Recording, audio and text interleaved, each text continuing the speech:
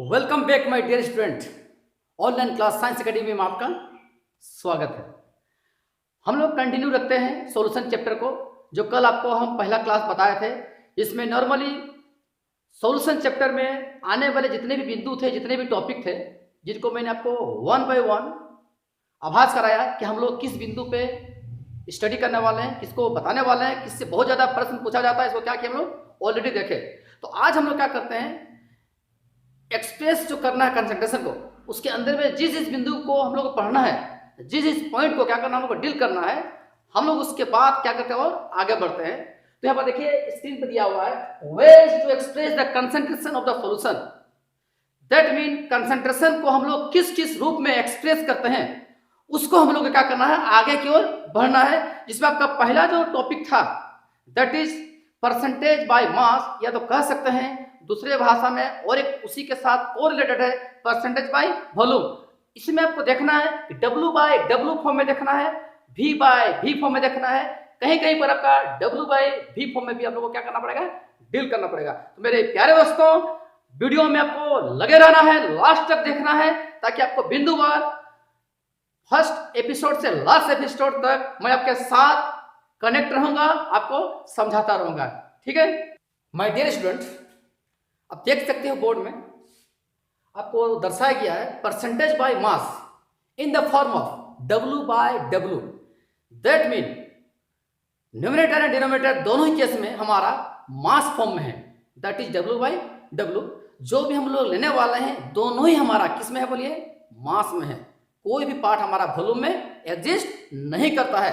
तो इसको हम लोग समझने से पहले एक छोटा सा एग्जांपल क्या करते हैं, लेते हैं।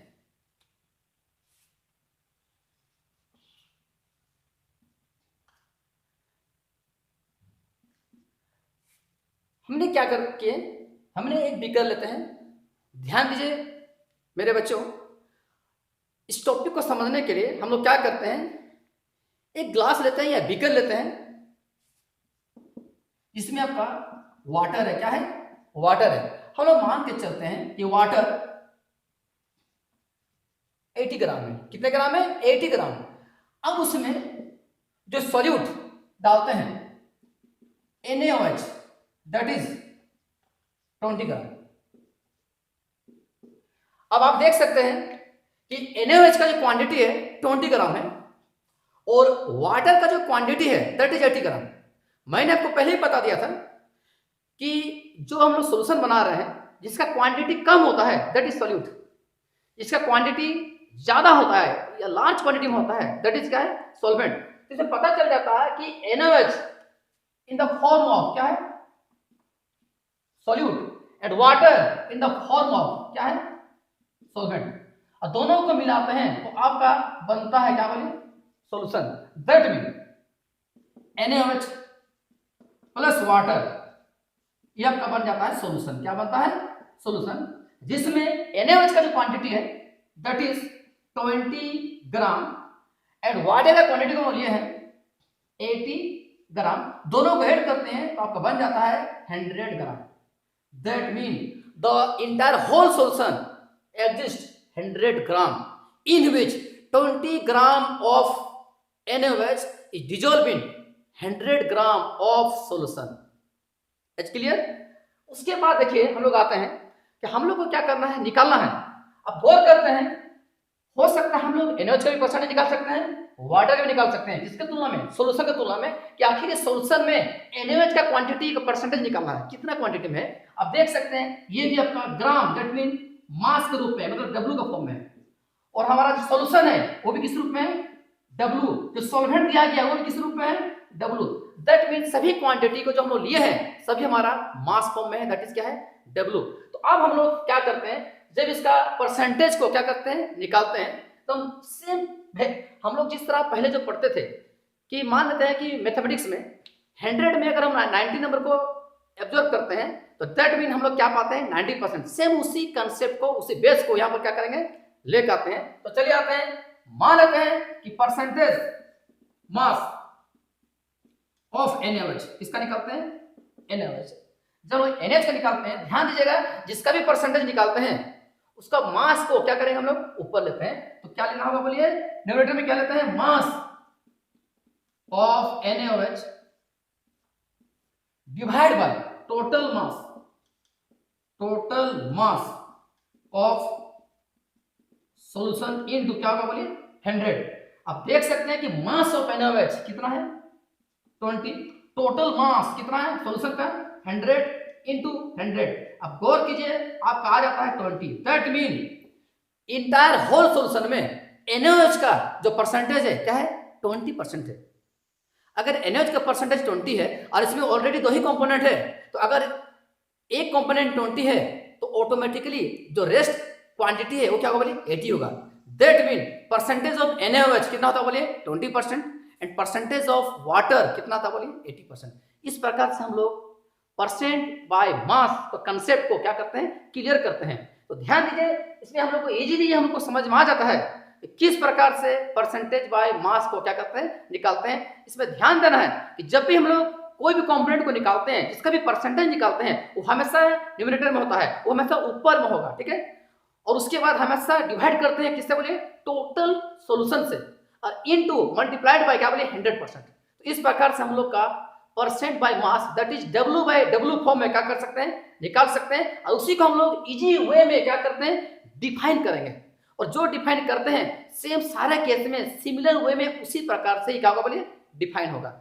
माय डियर स्टूडेंट, हम लोग अभी एक छोटा सा प्यारा सा एग्जांपल के माध्यम से हम लोग क्या समझे कि किस प्रकार से सॉल्यूट का परसेंटेज को और सॉल्वेंट को क्या करते हैं निकालते हैं, और उसी को ही हम लोग क्या करते हैं अभी डिफाइन करते हैं। तो ठीक है, आते हैं हम लोग कि सॉल्यूट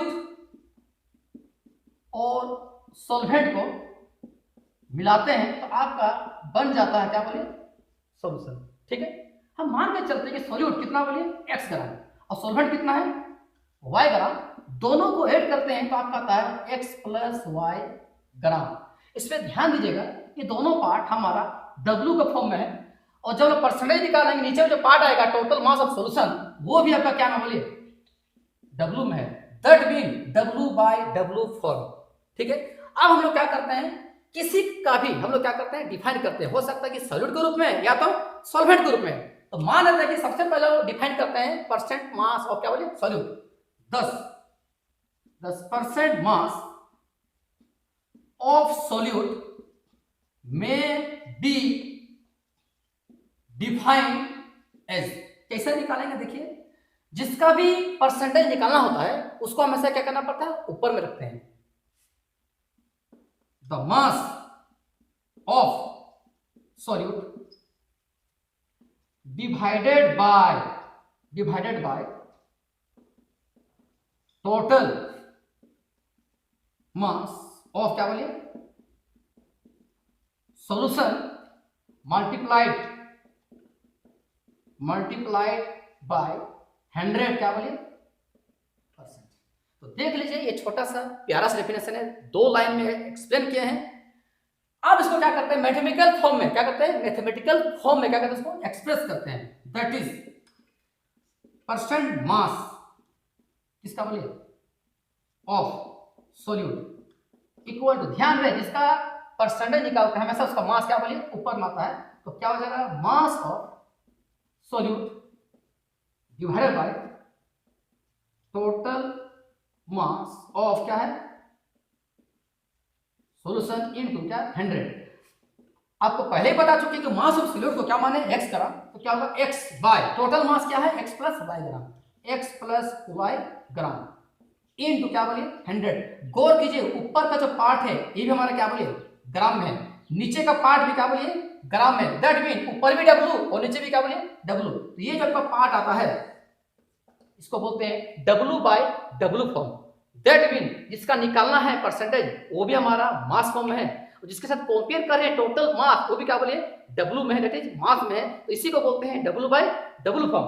सिमिलरली अगर हम लोग निकालते हैं परसेंट बाय मास ऑफ किसका बोलिए सॉल्वेंट का, तो कुछ अंतर नहीं है, सिर्फ ऊपर का पार्ट हमारा बदल जाएगा, किसका निकाला सॉल्वेंट का। तो क्या होगा mass of solvent divide by इसमें सेम रहेगा टोटल मास ऑफ क्या है सॉल्यूशन इनटू क्या बोले 100।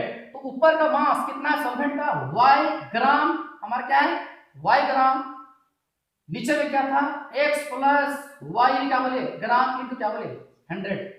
तो कहने का मतलब अब गौर कीजिए, ऊपर भी मास में है और नीचे भी क्या बोलिए मास में है, दैट इज W/W फॉर्म। दोनों ही डेफिनेशन में कोई चेंजेस नहीं है, सिर्फ इतना याद रखना है जिसका निकालने का है उसको क्या करेंगे हम लोग ऊपर में रखते हैं, और नीचे का जो सम है हमेशा क्या बोलिए फिक्स होगा। ठीक है, अब देखिए अब लोग आते हैं परसेंटेज बाय मास के जगह पर आ जाते हैं परसेंटेज बाय क्या वॉल्यूम। तो ध्यान रखिएगा मेरे दोस्तों कि मास के जगह पर सिर्फ क्या बोलिए वॉल्यूम होगा। अभी हम लोग W/W यूज किए थे, अभी क्या बोलिए V/V यूज करेंगे। ठीक है, तो देख लीजिएगा या डेफिनेशन में क्या चेंजेस आता है कि percent by mass of solvent की जगह में क्या लिखते हैं परसेंटेज बाय वॉल्यूम क्या होगा सॉल्वेंट आता, मास ऑफ सॉल्वेंट की जगह में क्या आता है वॉल्यूम ऑफ सॉल्वेंट, नीचे में टोटल मास ऑफ सॉल्यूशन में क्या आता है टोटल वॉल्यूम ऑफ क्या होता है सॉल्यूशन इनटू क्या बोलिए 100।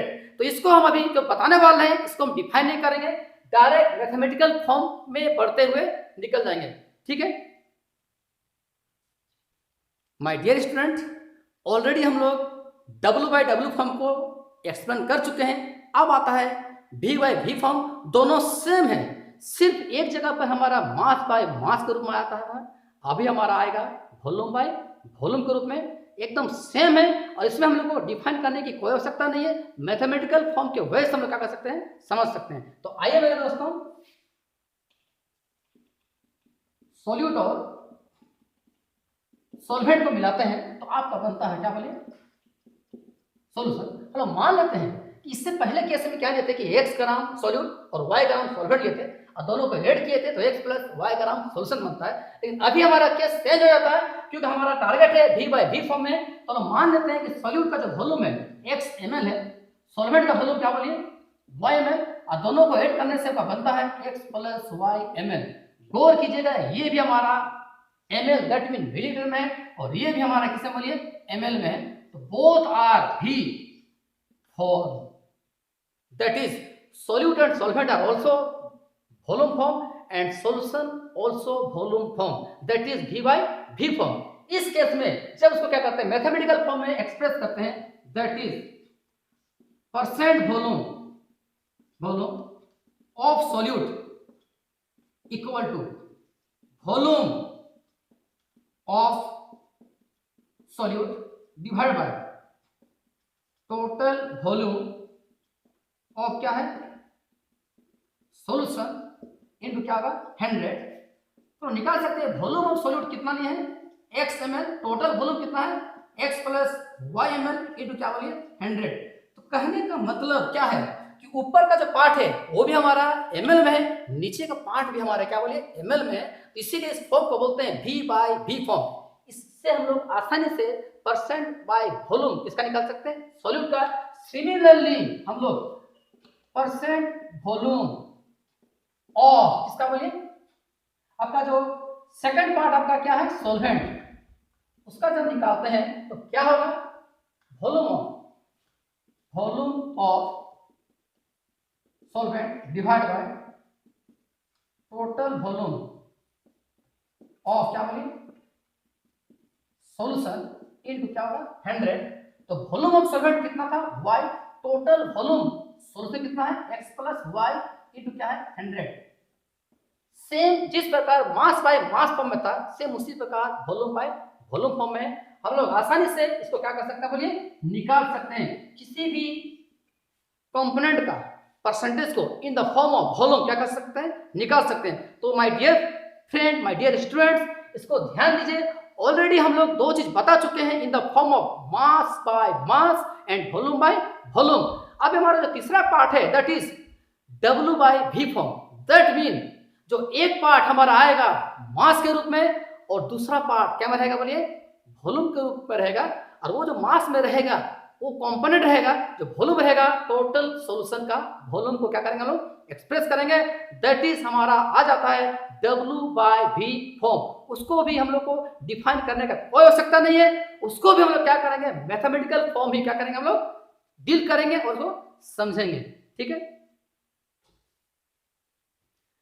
माय डियर स्टूडेंट, अभी हम लोग का टारगेट क्या है कि इससे पहले जो हम एक्सप्लेन किए थे इन the form of W/W and another form become exist that is V/V form. लेकिन एट प्रेजेंट अभी जो हम लोग एक्सप्लेन करने वाले हैं दैट इज W/V फॉर्म।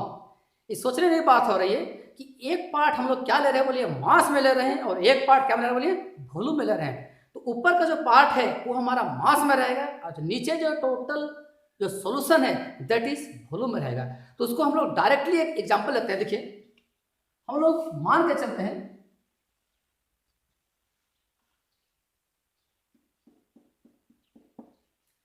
ये आपका सॉल्यूशन है, क्या है, ये आपका सॉल्यूशन है।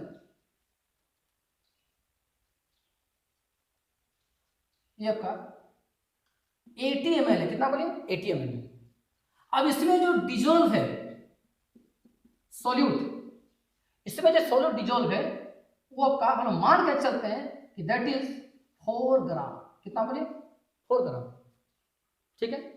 तो 4 gram of solute is dissolve in 80 ml of क्या बोलिए सॉल्यूशन। तो उस कंडीशन में इस सॉल्यूट का परसेंटेज ऑफ मास को सॉल्यूशन के कंपेयर में क्या करना है, निकालना है। तो मेरे प्यारे दोस्तों देखिए that is percent mass of solute equal to, जिसका निकालते हैं वो पार्ट आपका अब में जाता है, तो क्या बोलिए मास of solute divide by total volume of the क्या है सॉल्यूशन इनटू क्या बोलिए 100। तो मास ऑफ सॉल्यूट को हम लोग कितना लिए 4 ग्राम, ठीक है। टोटल वॉल्यूम हमारा कितना बोलिए 80 ml इनटू क्या बोलिए 100। इसको जब हम लोग कैंसिल करते हैं, ये 4 कट जाएगा, तो आपका आ जाता है कितना बोलिए 5। ये जो 5% आता है ध्यान दीजिएगा, सॉल्यूट का मास हमारा किसमें बोलिए ग्राम में है, दैट इज W, और जो सॉल्यूशन लिए हैं वो किस में बोलिए वॉल्यूम के रूप में, दैट इज क्या बोलिए V। तो ये जो हमारा पार्ट है W/V फॉर्म में है।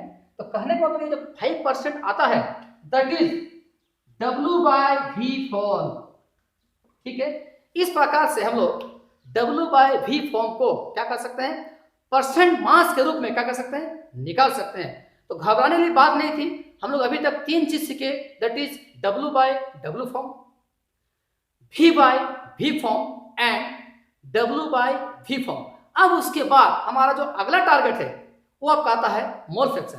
तो ठीक है मेरे प्यारे बच्चों, इसको आप लोग क्या करना है उतार सकते हैं, ठीक है। माय डियर स्टूडेंट, अभी हम लोग का जो अगला टॉपिक था क्या बोलिए मोल फ्रैक्शन। इस सेंटेंस से वर्ड से पता चल जा रहा है, फ्रैक्शन तो आपको पता है, बचपन से जानते हैं कि क्या फ्रैक्शन क्या है, टुकड़ा है, क्या है हिस्सा है। तो किसका हिस्से का बात हो रहा बोलिए मोल का, तो वही आपका आता है मोल फ्रैक्शन। मोल फ्रैक्शन का मतलब वही है कि एक फ्रैक्शन के रूप में मोल को क्या क्या बोलिए दर्शाया गया है, ठीक है। तो हम लोग पहले टारगेट करते हैं कि मोल फ्रैक्शन को कैसे समझेंगे, कैसे डिफाइन करेंगे, ठीक है। तो हम लोग आते हैं मेरे प्यारे बच्चों, देखिए सॉल्यूट को और सॉल्वेंट को मिलाते हैं तो आपका बन जाता है क्या बोलिए सॉल्यूशन।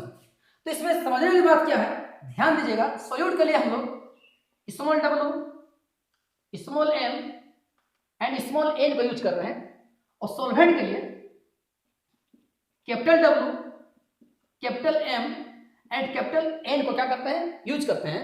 तो सभी सॉल्यूट में हम लोग स्मॉल क्वांटिटी को, स्मॉल लेटर को क्या करते हैं यूज करते हैं, और सभी सॉल्वेंट में क्या करते हैं कैपिटल लेटर को यूज करते हैं। तो सबसे पहले समझेंगे कि जो दोनों W दिख रहा है सॉल्यूट और सॉल्वेंट के लिए, what is W, that is मास, क्या बोलिए मास, that is wait.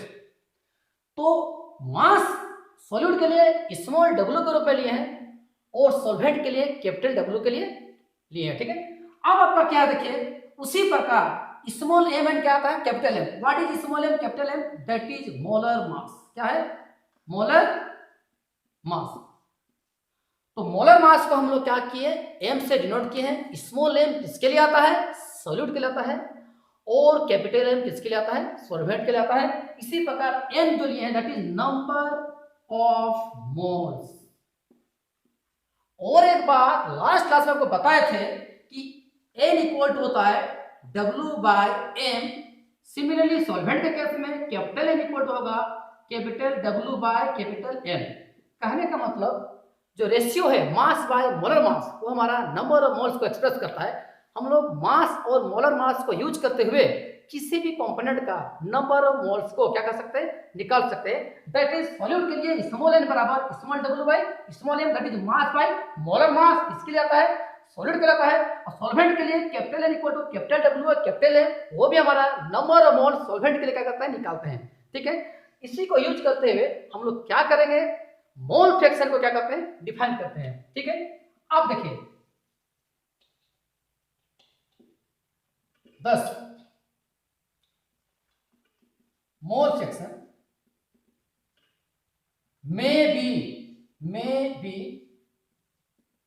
defined as, ध्यान दीजिएगा मोल फ्रैक्शन हम लोग जब भी निकालते हैं, जिस कंपोनेंट का भी निकालते हैं, एक रेशियो के रूप में आता है, तो उसको एक्सप्रेस जब करते हैं, जिसका भी कंपोनेंट को निकालेंगे तो हमेशा न्यूमरेटर में रहेगा और डिनोमिनेटर में क्या होगा बोलिए, total number of moles of the solution होगा। ठीक है, तो देखिए हम लोग क्या यूज करते हैं,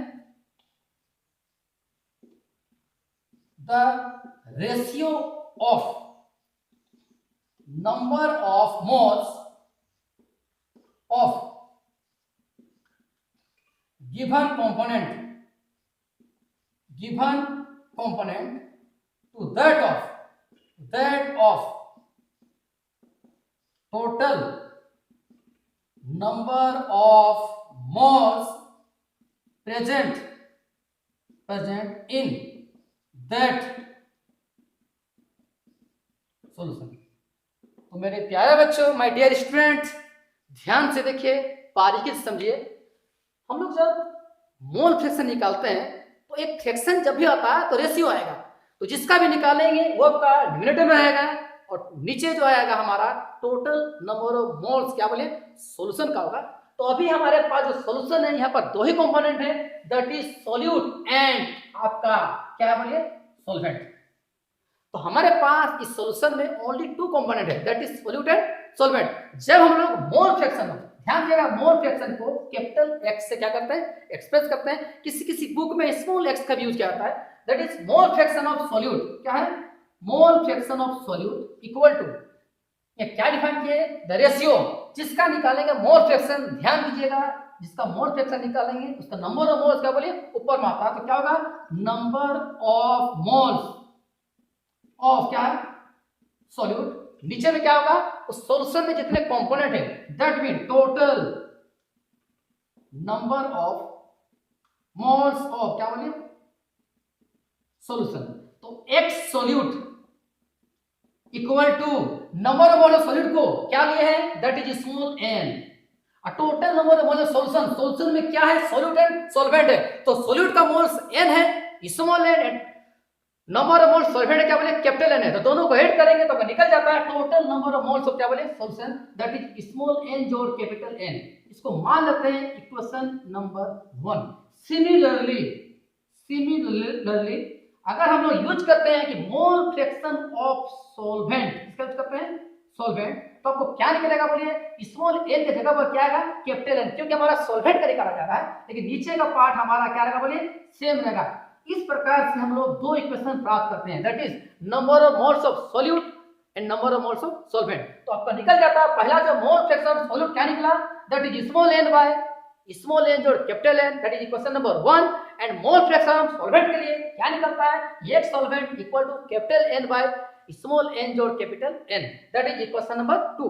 अब हम लोग क्या करेंगे, दोनों इक्वेशन को क्या करते हैं, ऐड करते हैं। ठीक है, एडिंग इक्वेशन 1 एंड 2। अब हम लोग क्या करेंगे, दोनों ही इक्वेशन को क्या करेंगे, ऐड करते हैं। तो ऐड करने से क्या मिलेगा, देखिए, एक सॉल्यूट जोड़ एक सॉल्वेंट इक्वल टू, ध्यान दीजिएगा, एक सॉल्यूट और एक सॉल्वेंट, एलएचएस को एलएच के साथ में जोड़ेंगे, आरएचएस को आरएच के साथ में क्या करते हैं, ऐड करते हैं। तो क्या होगा, देखिए, n by n plus n जोड़ n by n plus n। ठीक है, अब दोनों का देख लीजिएगा, डिनोमिनेटर में दोनों का सेम वैल्यू है, तो हमारा एलसीएम क्या आएगा बोलिए, n प्लस n ही आएगा। अब ऊपर में भी क्या आएगा बोलिए, n प्लस n। तो गौर कीजिए, दोनों को कैंसिल करते हैं तो क्या आता है बोलिए, 1 आता है। तो इसका मतलब क्या है, the sum of mole fraction of solute and solvent क्या होता है, यूनिटी होता है। 10 मोल फ्रैक्शन ऑफ सॉल्यूट जोड़ mole fraction of solvent equal to क्या बोलिए, 1। ध्यान दीजिएगा, हम जब भी मोल फ्रैक्शन ऑफ सॉल्यूट और मोल फ्रैक्शन ऑफ सॉल्वेंट को क्या करते हैं बोलिए, ऐड करते हैं, तो उसका वैल्यू हमेशा क्या आता बोलिए, 1 ही आता है, ना 1 से ज्यादा और ना 1 से कम। तो इसको हम लोग क्या करते हैं, इक्वेशन नंबर 3 मानते हैं। ये जो मोल फ्रैक्शन का जो इक्वेशन निकला, इसमें दो ही केस था, दैट इज सॉल्यूट को यूज किए थे और क्या बोलिए, सॉल्वेंट को। तो जब हम लोग मोल fraction of solute and mole fraction of solvent को क्या करते हैं, ऐड करते हैं, तो हमारा जो वैल्यू आता है क्या होता है, 1 होता है। और ये प्रूफ करता है, आपको प्रूफ करने दिया भी जाता है, the sum of mole fraction of solute and solvent is always unity होता है। ठीक है, ये था आपका कंसेप्ट मोल फ्रैक्शन। ठीक है।